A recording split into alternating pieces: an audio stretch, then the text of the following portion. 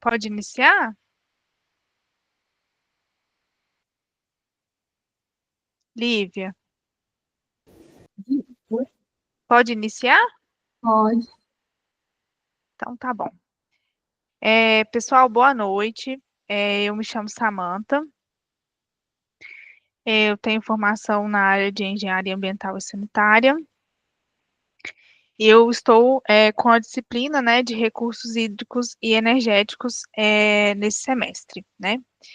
Então vamos começar. Primeiramente, né, o que são energias e fontes convencionais, né? A primeira fonte de energia que nós temos é o sol, né? O sol ele é essencial, ele nos fornece calor, luz, né? E também é importante para o processo de fotossíntese, na qual os vegetais produzem o seu próprio alimento, né? E as algas também fazem fotossíntese. Para as atividades humanas, né?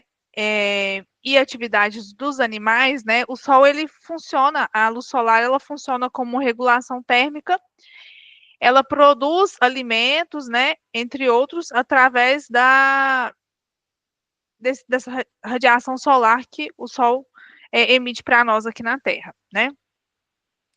E o Sol ele é responsável também por o ciclo da água, por exemplo, né, o processo de evaporação, condensação e precipitação, né? O que a gente chama de evaporação, né? Evaporação é quando o líquido ele passa para um estado gasoso, né? Então, se a gente tem um processo de transpiração, por exemplo, né? A água dos rios, dos mares, essa água tende a evaporar e se transformar em gás, né? Para o estado gasoso. Já o estado de condensação é o contrário, é quando o gás se transforma em líquido, né? E isso ocorre quando o vapor ele perde energia, né, energia térmica, pelo processo de resfriamento. E aí as suas moléculas elas tendem a se aproximar, né, elas vão formando pequenas gotículas, né, de líquidos ali. E no momento em que essas gotículas se tornam mais pesadas, acontece o que a gente chama de chuva, né? Já o processo de precipitação, né, que é isso daí que acontece, que é quando o vapor de água presente na atmosfera, ele vai se condensar, as gotículas vão se tornando cada vez maiores, né? E aí elas chegam num certo momento, elas caem em direção à Terra, né? Justamente porque estão pesadas. E o processo de precipitação, ele é muito importante, porque é através dele que a gente consegue abastecer os aquíferos, né, os rios, os lagos, regular o nosso clima e também controlar a umidade relativa do ar, né? Então, é muito importante.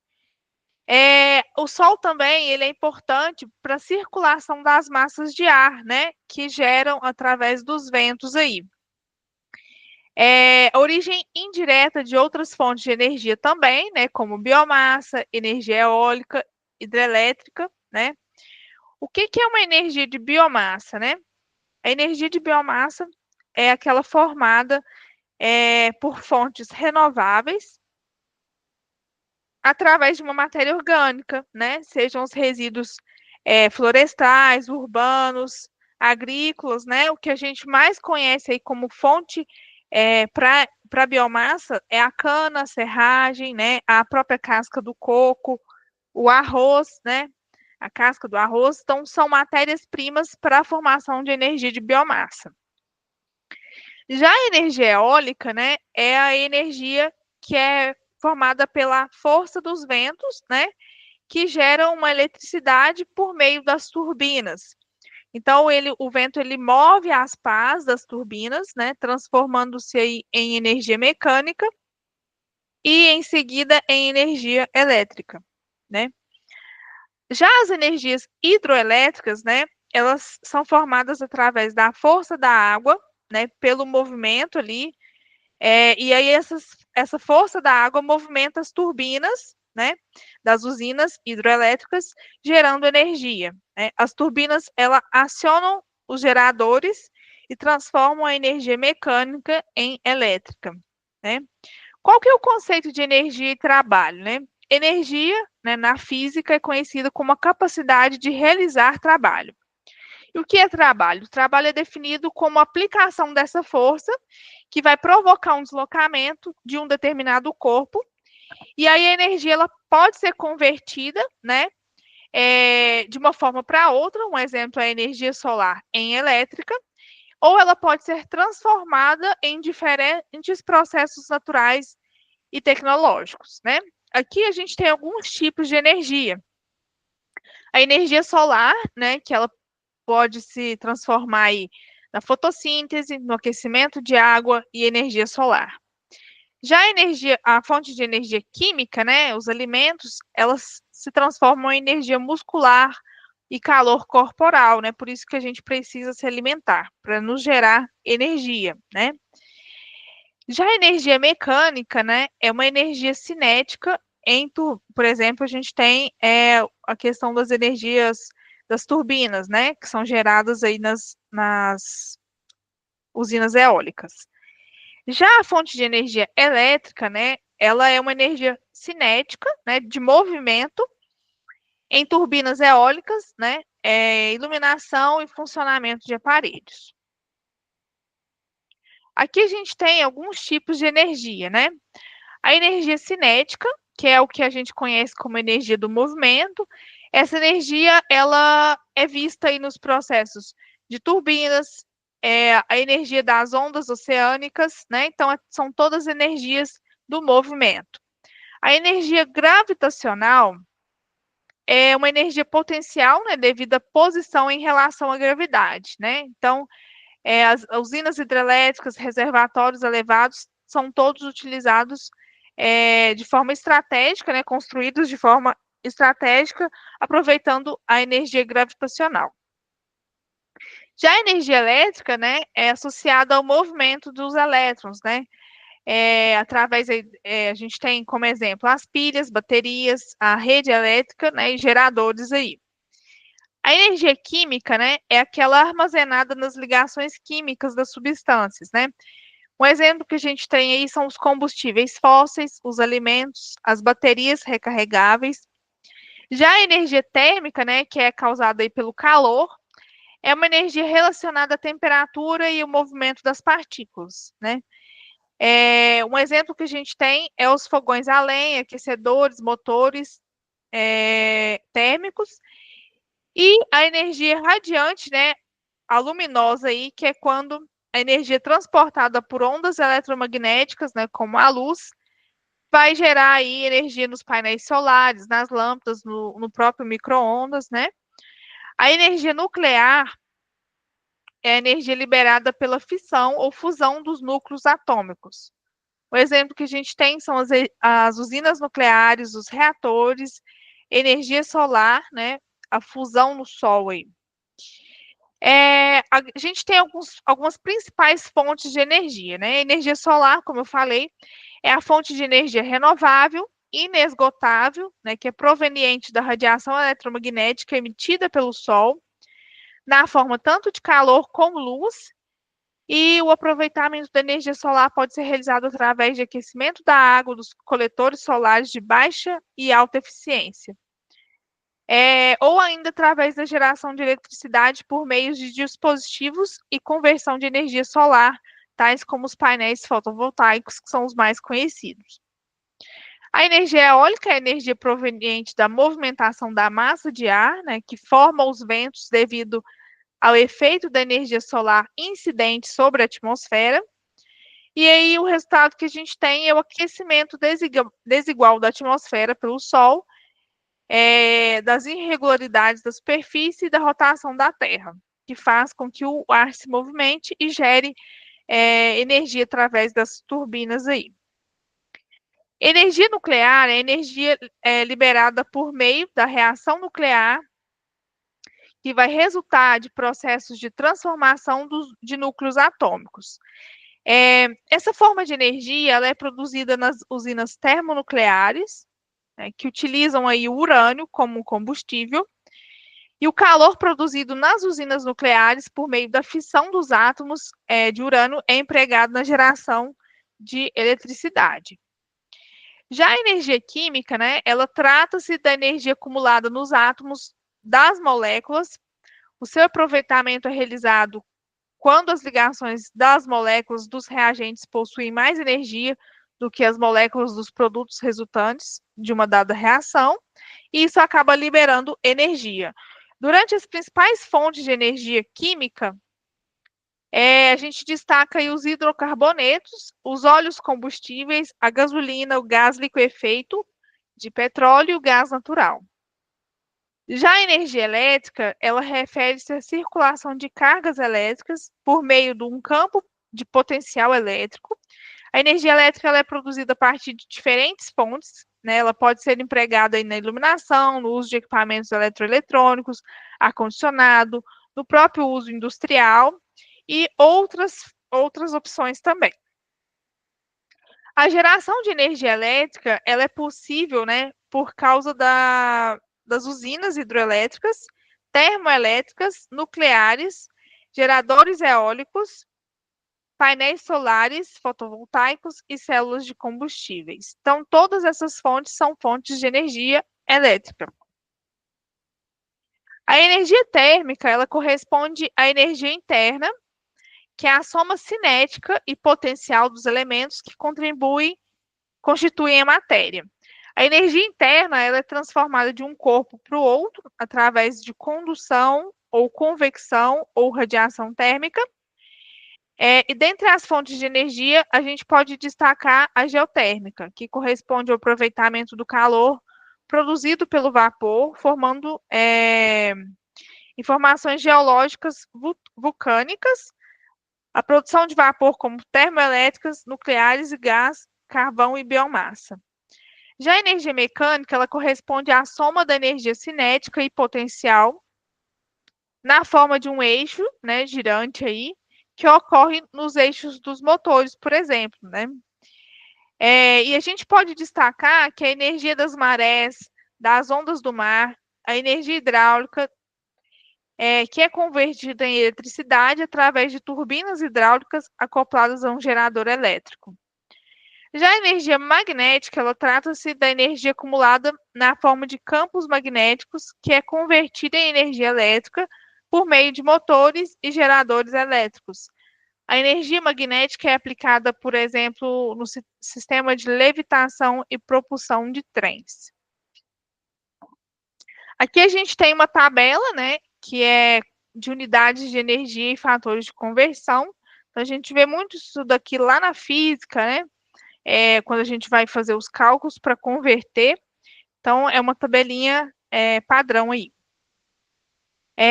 A cadeia energética ela é um conjunto de etapas pelas quais a energia é produzida, transformada, distribuída e consumida.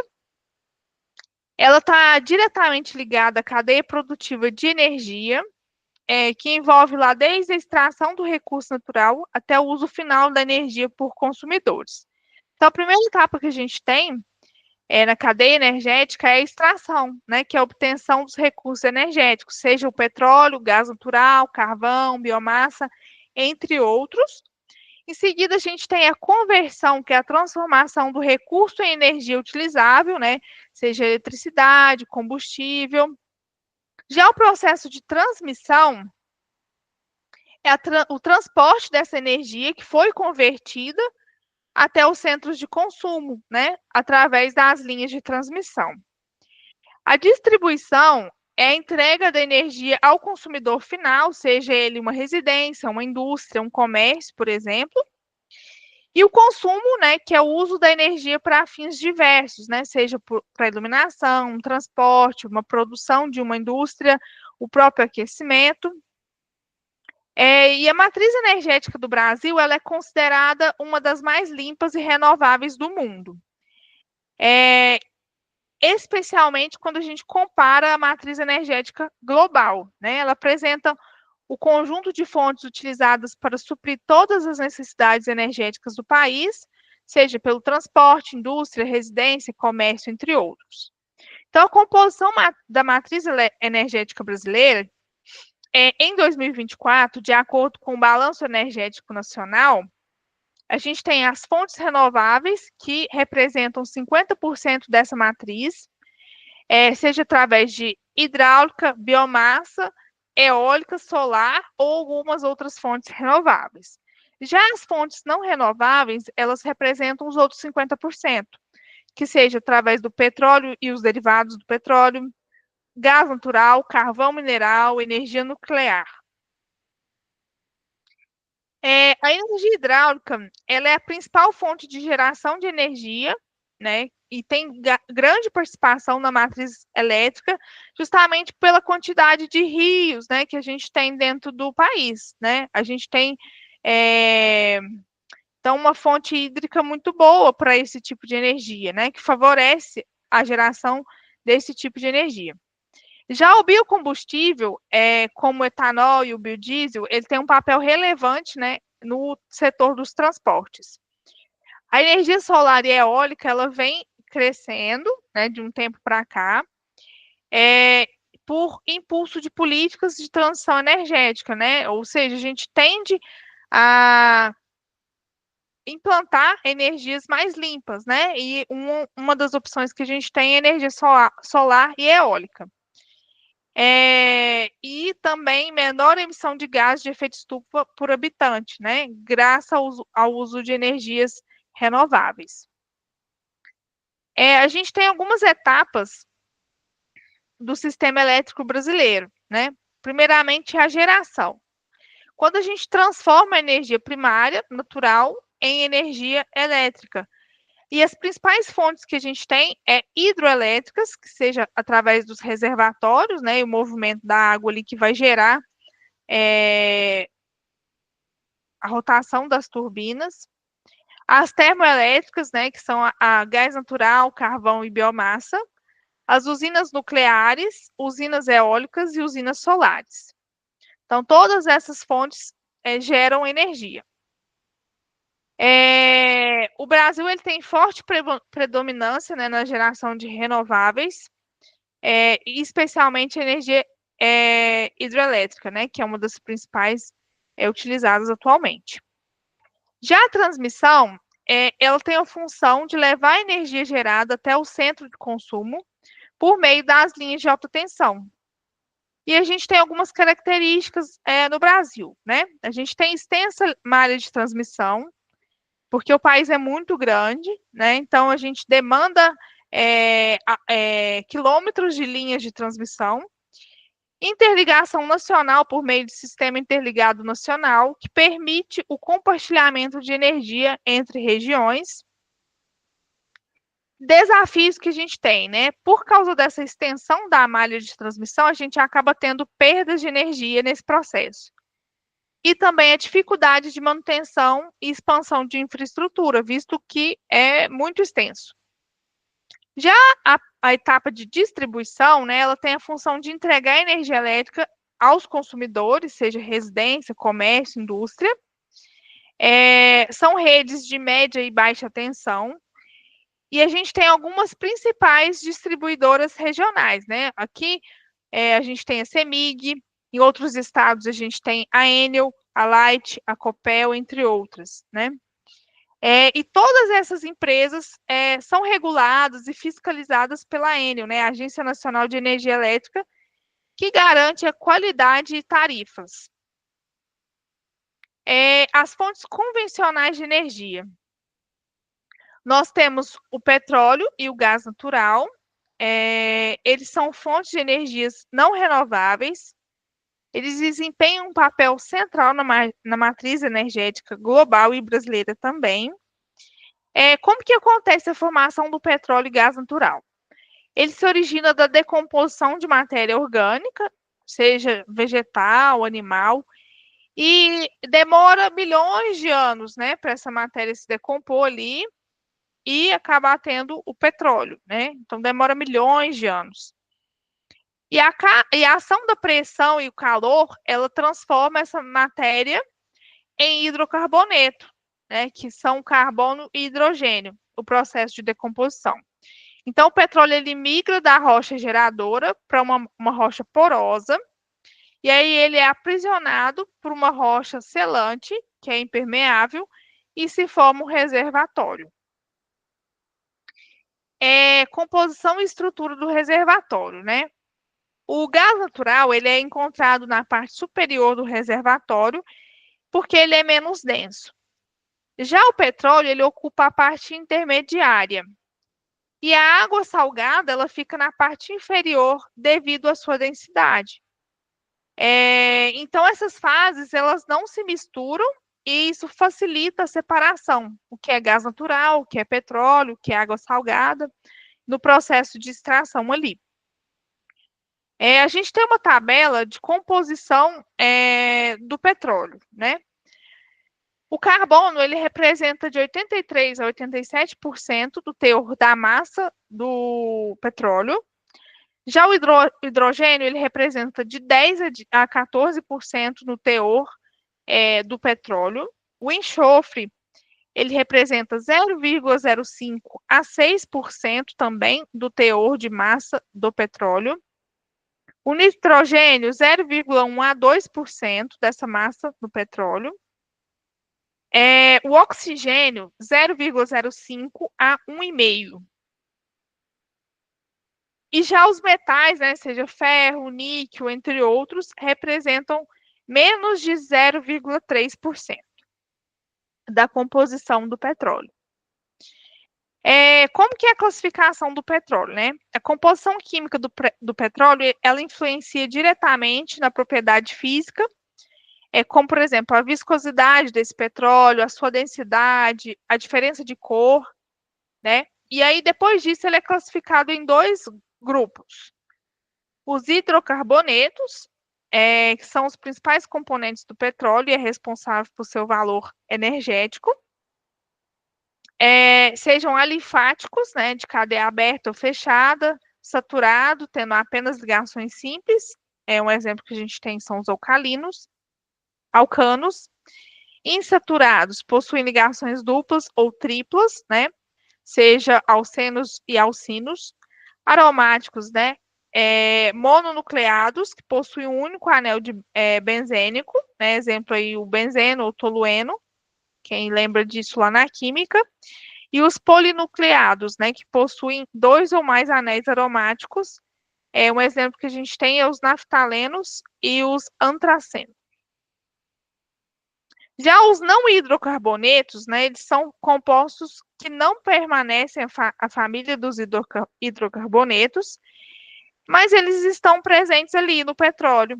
E eles podem afetar o comportamento físico e químico, sejam resinas, né, moléculas que são mais complexas, que aumentam a viscosidade do petróleo, e os asfaltenos, né, que são compostos pesados de alta massa molecular, que contribuem para a densidade e a coloração mais escura do petróleo. E nós temos também os contaminantes orgânicos, né, que são os sulfurados, como sulfeto de hidrogênio, que é o H2S, os oxigenados, né, que são os alcoóis, ácidos orgânicos, os nitrogenados, que são aminas e nitrilas, e os organometálicos, né, compostos por metais como vanádio e níquel. Então, a gente tem aqui um comparativo entre os hidrocarbonetos e os não hidrocarbonetos, né? Os hidrocarbonetos, eles têm como característica as fontes de energia, estruturas simples ou podem ser complexas também.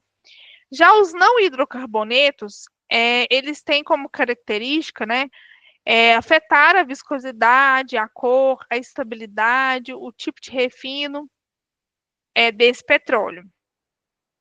A gente tem algumas características do petróleo, né? Composição e o comportamento do petróleo, eles vão variar de acordo com a sua origem geológica, né?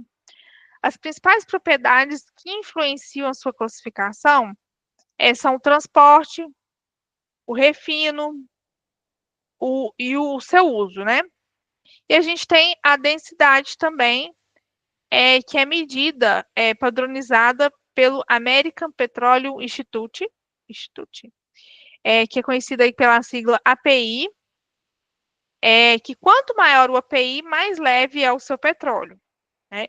Os petróleos leves, eles geram a gasolina, o GLP, as naftas, e os mais pesados produzem os mais oleosos, né? Combustíveis e asfalto. Então, a gente tem aí o tipo de petróleo e a faixa de EPI que ele está, né? Abaixo de 40, esse petróleo é considerado extra leve. Entre 33 a 40 PI é leve, 27 a 33 considerado médio, 19 a 27 API pesado, de 15 a 19 API extra pesado e maior que 15 é considerado asfáltico. Pressão de vapor. Medida a volatilidade do petróleo, né, a 37,8 graus. Indica a presença de frações leves, como o GLP e a gasolina. E os petróleos com maior de 75 kPa de pressão de vapor, eles exigem que o tanque com o teto fixo para evitar perdas por evaporação. Já o ponto de fluidez, a temperatura mínima em que o petróleo ainda consegue fluir por gravidade, né? Relacionado ao seu teor de parafina. Então, a gente tem duas classificações. Baixo ponto de fluidez, né, que é inferior à temperatura ambiente, e alto ponto de fluidez, que é superior à temperatura ambiente. Já a viscosidade, ela mede a resistência ao escoamento, né? Petróleos mais viscosos, eles exigem uma maior potência de bombeamento, né? A viscosidade, ela vai diminuir com o aumento da temperatura. Já a acidez é um indicador da presença de compostos oxigenados e é medido pela quantidade de KOH necessária para neutralizar 1 grama de petróleo. Importante para preservar a corrosão nos equipamentos e nas tubulações. O teor de resinas e asfaltenos está relacionado à estabilidade do petróleo. Petróleo estável, né? Asfaltenos dispersos pelas resinas. O petróleo instável, baixo teor de resina e aromático, favorecendo a aglomeração dos asfaltenos. Já a curva de destilação, teste laboratorial, né, que separa a fração do petróleo por ponto de ebulição e permite identificar os tipos de hidrocarbonetos que estão presentes. A curva mostra a temperatura vezes o volume potencial de frações evaporadas. A gente tem alguns derivados do petróleo e alguns processos de obtenção. A importância dos hidrocarbonetos na matriz energética, né? Os hidrocarbonetos, eles são a base dos combustíveis fósseis e eles têm ampla aplicação, seja no setor de transporte, através da gasolina, diesel, querosene de aviação, a geração de energia, né, através do gás natural, o óleo combustível em termoelétricas, as indústrias petroquímicas, como gás natural, a nafta como matéria-prima para o plástico, a borracha, solvente, entre outras também. O produto obtido nas refinarias, né? Então, a partir do refino do petróleo bruto, a gente tem alguns derivados. Por exemplo, o GLP, né, que é o mais conhecido aí como gás de cozinha, ele tem uma aplicação no uso doméstico e industrial também. Já a gasolina, ela tem aplicação como combustível para os veículos leves. A nafta, né, é uma matéria-prima petroquímica. O óleo diesel, ele tem um transporte pesado de máquina, ele é utilizado no transporte pesado de máquinas agrícolas, entre outras. Já a querosene funciona aí na aplicação da aviação e iluminação. Óleo combustível, geração de energia térmica. O asfalto, pavimentação de vias. Lubrificantes, máquinas e motores. Os solventes, indústrias químicas e tintas. Parafinas, né, para velas, cosméticos, embalagens. Coque de petróleo, né, que é utilizado na indústria siderúrgica. O enxofre, né, que é utilizado aí no fertilizante e produtos químicos. Então, todos esses produtos são gerados através da extração do petróleo. A gente tem alguns processos de refino do petróleo, né? A gente tem a separação, conversão, tratamento e auxiliares, né? A separação é separação física das frações por temperatura ou pressão. Um exemplo que a gente tem é o processo de destilação. Já a conversão é feita a modificação química dessas moléculas, seja por craqueamento, reforma catalítica. O tratamento é a remoção das impurezas e melhoria da qualidade dos produtos, né? Um exemplo aí é a dessulfurização. E temos os processos auxiliares, né? Que é um suporte aos demais processos, como a geração de hidrogênio, tratamento de efluentes. A gente tem alguns exemplos de processo que é a destilação fracionada, né? Na destilação fracionada, o petróleo ele é aquecido e suas frações são separadas conforme um ponto de ebulição. Frações leves, a gente tem o GLP e a gasolina, que saem no topo da coluna.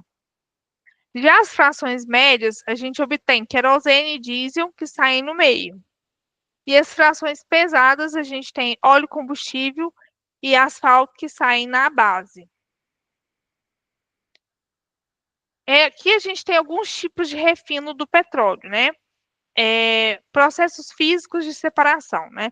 A separação física dos componentes de petróleo, sem alteração química, ela utiliza técnicas de destilação e extração por solvente. Exemplos que a gente tem, né? Destilação atmosférica, destilação a vácuo, desfaltação a propano, desparafinação de petróleo de óleo lubrificante. Processos de conversão ou transformação alteram quimicamente os derivados do petróleo, convertendo esse produto de baixo valor em produto mais útil e rentável, seja através do processo de craqueamento, alquilação, isomerização, coqueamento, hidrogenação, reforma catalítica. Já o processo de tratamento ou acabamento, né, a remoção das impurezas físicas ou químicas do petróleo e as suas frações, né? Um exemplo que a gente tem desses processos é a dessalgação, hidrodesfurização, catalítica, lavagem cáustica, extração com aminas.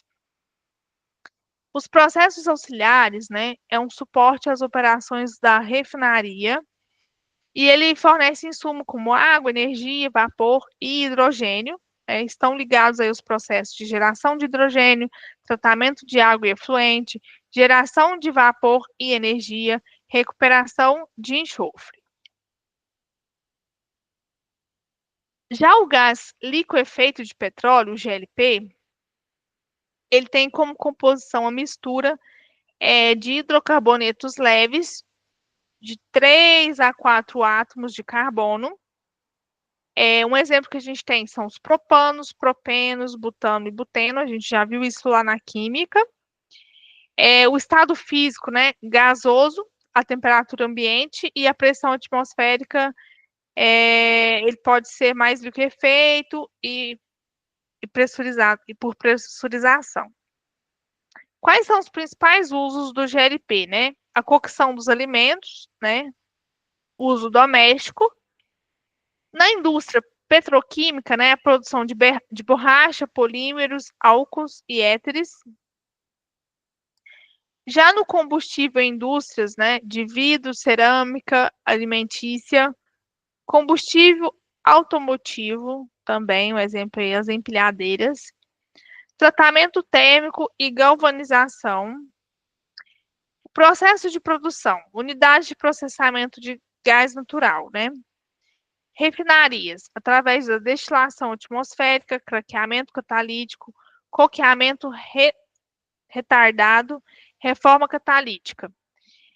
Já a gasolina, ela tem como composição a mistura de hidrocarbonetos, seja parafínicos, oleofínicos, naftênicos e aromáticos. com cadeia de 5 a 10 átomos de carbono. O principal uso da gasolina é o combustível automotivo. Hoje ele é regulamentado no Brasil, contém etanol anidro em proporção definida de acordo com a lei federal 10.203 de 2001. Então, essa adição ela melhora a combustão e reduz a emissão de poluentes. A gente tem alguns tipos de gasolina, né?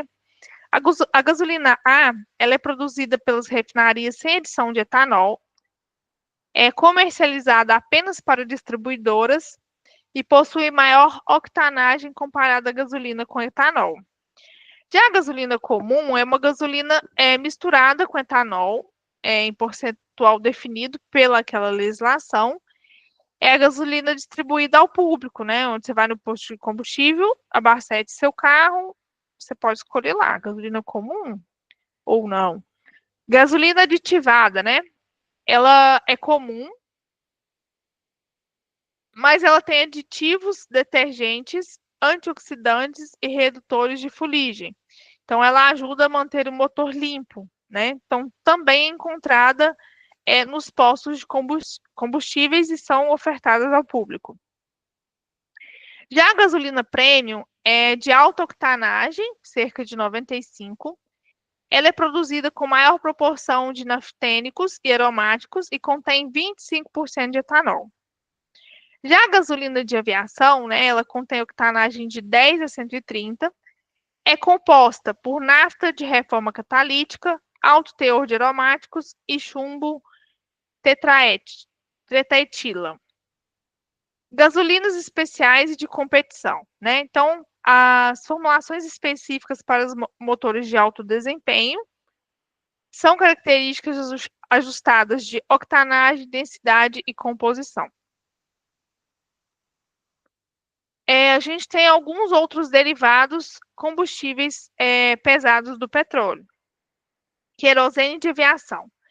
A mistura de hidrocarbonetos parafínicos, de 9 a 17 átomos de carbono, ela tem uma faixa de destilação entre 150 e 300 graus, baixo teor aromático para melhor queima e proteção do sistema combustível. É aplicado onde? Nas turbinas dos aviões, nos motores motores a jato. Já o óleo diesel, né, ele contém hidrocarbonetos de 10 a 18 carbonos, obtidos por destilação entre 150 e 400 graus. É um diesel tipo A puro. Já o tipo B, ele contém 7% de biodiesel. Onde é a aplicação desse óleo diesel, né? Máquinas agrícolas, locomotivas, navios, geração de energia elétrica, entre várias outras aplicações. O óleo combustível, né, ele tem fração pesada com mais de 20 carbonos, obtidos por destilação acima de 300 graus. Ele contém parafínicos, naftênicos, aromáticos, poliaromáticos, resinas e asfaltenos. Sua aplicação é o aquecimento industrial, geração de vapor em cadeia, combustível para navios. Já o coque é um sólido com cerca de 85% de carbono elementar. Ele é produzido a partir de frações residuais por processo de destilação a vácuo, desasfaltação e craqueamento. Onde é utilizado? Em indústrias siderúrgicas e cimenteiras, na produção de alumínio, seja um eletrodo de sacrifício ou grafite para eletrodos. Derivados não combustíveis do petróleo, né? A gente tem os gases propelentes, né? Que é o propano e butano do GLP, que são filtrados para remoção do odor e substituem os CFCs como propelentes. Onde é a aplicação, né? Nos aerosóis, combustíveis, produtos de limpeza, entre outros. Cosméticos e produtos de limpeza. Já a nafta petroquímica, né? Ela tem uma fração leve de petróleo ou de gás natural, rica em hidrocarboneto e parafínicos. Onde pode ser aplicado, né? É uma matéria-prima para a produção de eteno, propeno, benzeno, tolueno e xilenos. Já os solventes, né, eles possui frações de nafta e de querosene, com composição ajustada conforme a aplicação. É aplicado em laboratórios, indústrias químicas, tintas, limpezas, agroquímicos. As parafinas são alcanos lineares com cerca de 18 carbonos. São aplicadas aí nas velas, nas ceras, na indústria de papel, no fósforo, nos cosméticos, na agricultura, na construção civil. Os óleos básicos lubrificantes, né, podem ser sintéticos ou minerais, compostos por hidrocarbonetos, parafínicos e naftênicos, misturados com aditivos para formar os lubrificantes comerciais. A gente tem aplicação em lubrificação de motores e máquinas, produção de lubrificantes industriais e automotivos também. Já o asfalto, né, que é o cimento asfáltico, aí, é um material aglutinante, semissólido, escuro, com hidrocarbonetos de alto peso molecular. Então, é utilizado aí na pavimentação das ruas, das estradas, né? Utilizado também no uso industrial para impermeabilização e adesivos. Já o enxofre é um elemento presente no petróleo, deve ser removido para evitar emissões de dióxido de enxofre. E aí ele tem como produção a pólvora, fungicidas, principal aplicação, produção de pólvora, fungicida, vulcanização da borracha e fármacos.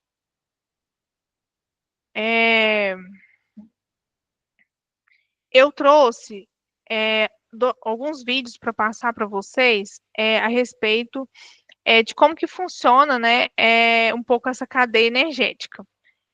O primeiro vídeo que eu vou mostrar para vocês é como que funciona a geração de energia eólica.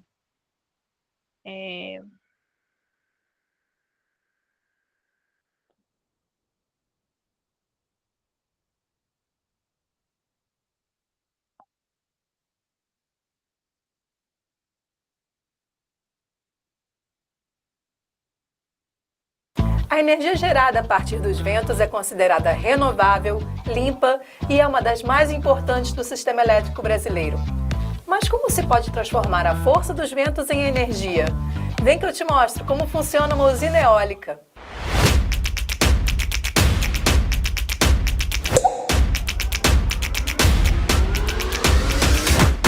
Este é um Como Funciona especial, porque hoje estamos recebendo um especialista da ANEEL. O Wellington trabalha com a fiscalização aqui da agência e sabe tudo sobre energia eólica. Oi, Bianca, muito legal o convite para participar desse episódio.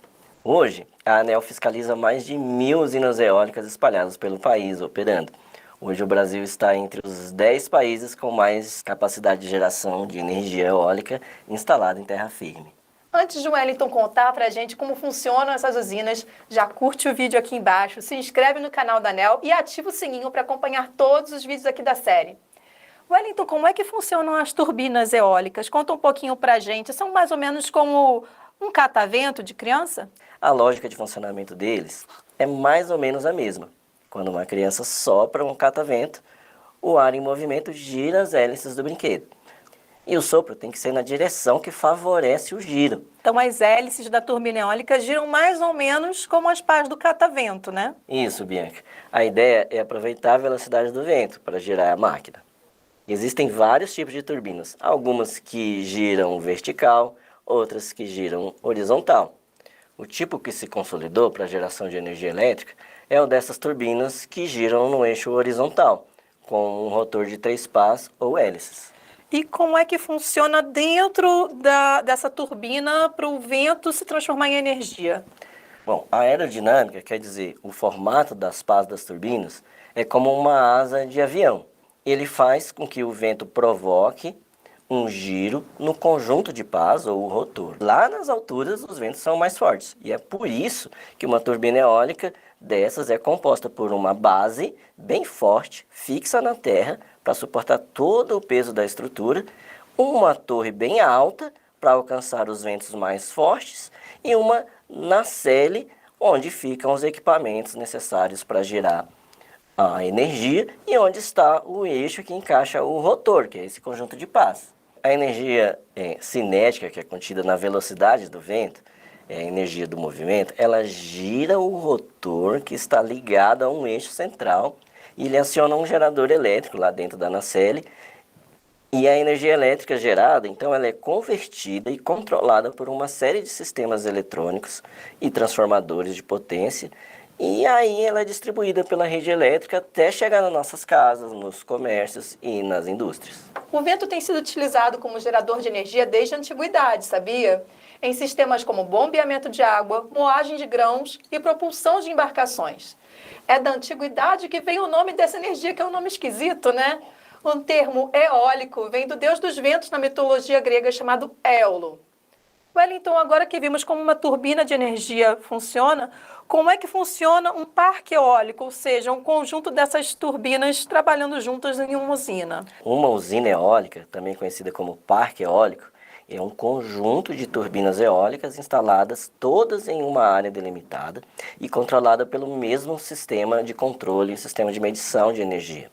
As turbinas, elas são instaladas em locais estrategicamente escolhidos, com ventos fortes o suficiente para movimentar as pás das turbinas e gerar a energia que a gente precisa. Os parques eólicos estão localizados em grandes planícies, no litoral ou em regiões mais altas de montanhas, por exemplo, onde os ventos são mais fortes e constantes. Você falou em litoral, mas a gente sabe também que algumas usinas estão instaladas no mar, não é? Como é que funciona esse tipo de usina? Sim, Bianca, elas são instaladas em águas rasas, né? Elas usam, então, plataformas que podem se fixar no fundo do oceano, né? Na parte de terra, ou então em plataformas flutuantes. E dependendo do projeto, né? No Brasil ainda nós não temos desse tipo de parque eólico, mas muito já se fala neles. No Brasil, a primeira turbina eólica ela começou a funcionar em 1992 e ela tinha apenas 75 kW de potência, 23 metros, e foi instalada lá no arquipélago de Fernando de Noronha. Mas o avanço mesmo veio depois, com políticas públicas especiais para viabilizar o investimento em instalação da energia eólica em massa, de montão. E hoje já temos turbinas instaladas que alcançam mais de 6.000 kW com torres de até 150 metros de altura. O país já chegou à sexta posição do ranking mundial de capacidade instalada em terra firme, em 2023, Bianca. E qual é a região do Brasil que tem mais usina eólica hoje? Bianca, o Nordeste brasileiro é a região que apresenta o maior potencial de energia eólica instalado no país. E a região Sul também tem um alto potencial instalado. Atualmente, a energia eólica representa 15,2% da matriz energética brasileira, sendo a terceira principal fonte de geração, junto à geração hidrelétrica e à termoelétrica, Bianca. Muito legal. Mas a geração eólica tem algum impacto ambiental, não tem? Tem sim, Bianca. O efeito do ruído provocado pelas pás do rotor que gira cortando o vento, ele pode causar impactos na população de pessoas e animais que vivem a uma certa distância do parque eólico. A modificação da paisagem também é considerada um impacto. Tem gente que gosta, tem gente que não gosta. E caso as regras ambientais não sejam observadas, as torres eólicas também podem interferir na migração de aves e outros animais. É claro que há regras e leis ambientais para a proteção do meio ambiente e da sociedade. E antes de autorizar a operação desses parques eólicos, a ANEEL exige que as empresas tenham autorização desses órgãos ambientais. Wellington, mas se a energia eólica é considerada de custo relativamente baixo, se constrói rapidamente, por que o Brasil não tem mais usinas eólicas ainda do que nós temos? É porque a geração eólica não é considerada uma energia firme. É necessário sempre complementar com outras fontes de geração para assumir esse papel de controle com a rede elétrica, Bianca. O controle da geração de energia frente ao consumo de energia, ele é exigido pela rede e é um desafio muito grande para a geração eólica. Nossa, Wellington, muito obrigada por ter vindo. Você respondeu todas as nossas perguntas, foi muito legal. Obrigada mesmo. E você, gostou do vídeo? Conta o que você achou aqui nos comentários. Espero você para mais um episódio aqui da série Como Funciona. Tchau! Tchau.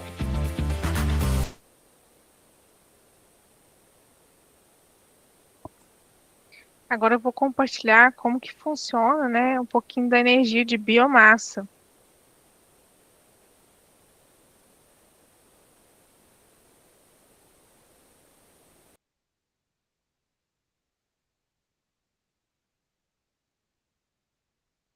Você está em busca de uma solução de geração de energia e utilidades que seja sustentável, reduza custos e traga confiabilidade energética para a sua indústria? A Ecogen apresenta a solução para o seu negócio. Conheça a geração de energia e utilidades através da biomassa.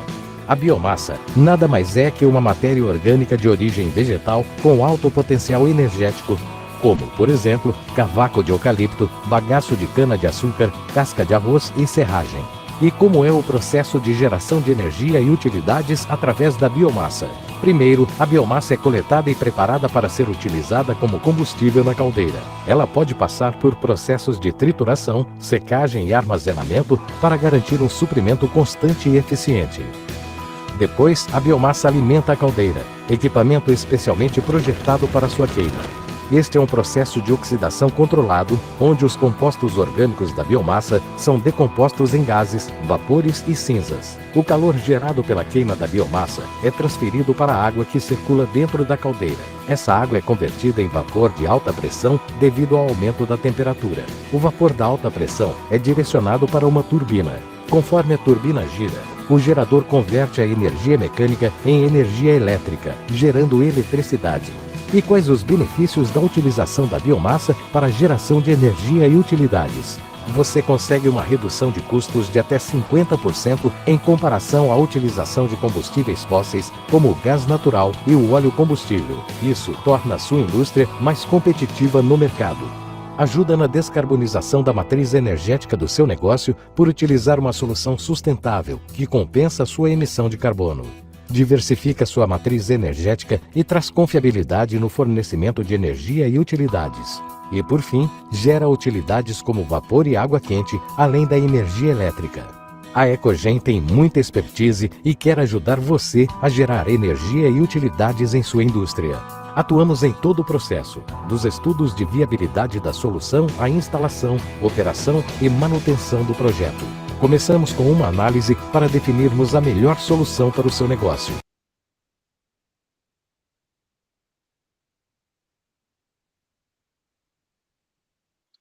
Agora eu vou passar um outro vídeo explicando um pouquinho sobre como que funciona o processo de refino, né, do petróleo aí.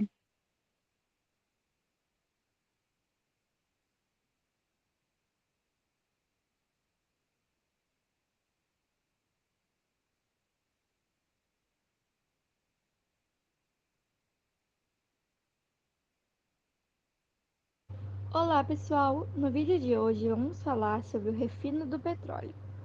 O petróleo está presente em produtos essenciais para o nosso dia a dia, porém, esse recurso não é utilizado diretamente na forma bruta. Por isso, o óleo é encaminhado para as refinarias, que basicamente são locais onde é realizado os processos físico-químicos para o refinamento do petróleo com o intuito de se obter as chamadas frações do petróleo.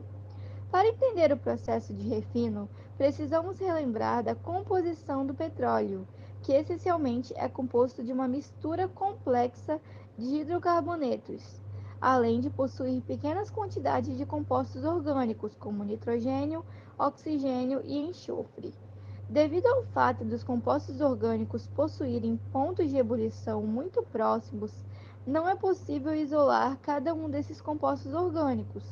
Logo, o refino isola as frações, isto é, grupos com um número menor de compostos orgânicos. Nas refinarias, os processos físico-químicos mais utilizados são destilação fracionada, destilação a vácuo, craqueamento térmico e reforma catalítica, e nós vamos falar um pouco sobre cada um deles. A destilação fracionada é baseada na diferença das faixas de temperatura de ebulição das frações.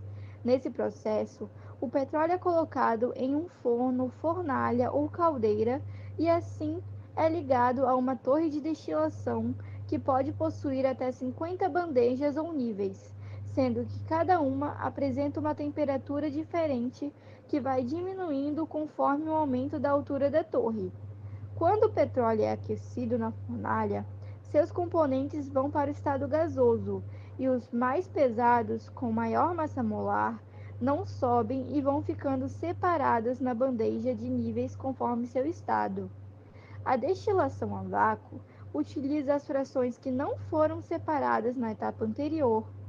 Essas frações são colocadas em uma outra torre de destilação que possui uma pressão menor que a atmosférica. Isso faz com que as frações mais pesadas entrem em ebulição em temperaturas mais baixas. Já no processo de craqueamento térmico, ocorre uma quebra de moléculas longas de hidrocarbonetos de elevada massa molecular. Deste modo, transforma determinadas frações de menor interesse comercial em frações de maior interesse.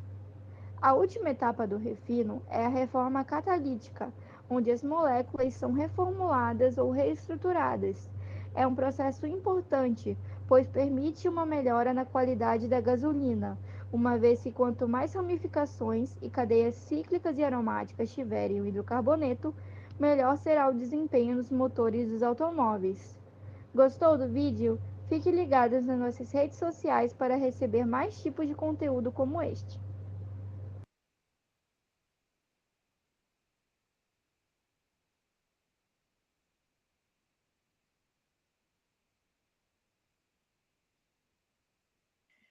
Então, nós vimos, né, um pouquinho, né, sobre três diferentes fontes de energia, né, fontes energéticas, né, a primeira delas foi a questão da energia eólica, né, que é muito importante, é uma energia limpa, né, não tem impactos ao meio ambiente, de certa forma, né, comparado a outros tipos de fontes energéticas.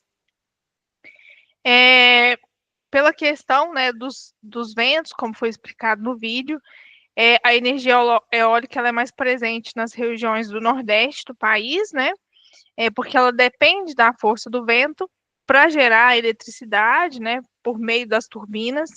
Então, o movimento do vento, através da energia cinética do movimento, vai gerar a transformação da energia mecânica em energia elétrica, né? Vimos um pouquinho da energia de biomassa, né? Que é formada também por matéria orgânica, né? Seja os resíduos de cana, serragem, né? Das florestas, resíduos urbanos, né? Que são gerados através da matéria orgânica, né? Também uma fonte limpa de energia, né? Considerada uma energia renovável, é, e é também uma ótima opção, né? Para impactar menos as questões ambientais. E por último, vimos um pouquinho, né, de como funciona a extração, o processo do petróleo, né, que infelizmente não é uma energia limpa, né, tem grande impacto no meio ambiente, né, isso demanda controles, para a gente conseguir mitigar os impactos que podem ser causados aí nesse processo. Muito obrigada e por hoje é só, pessoal.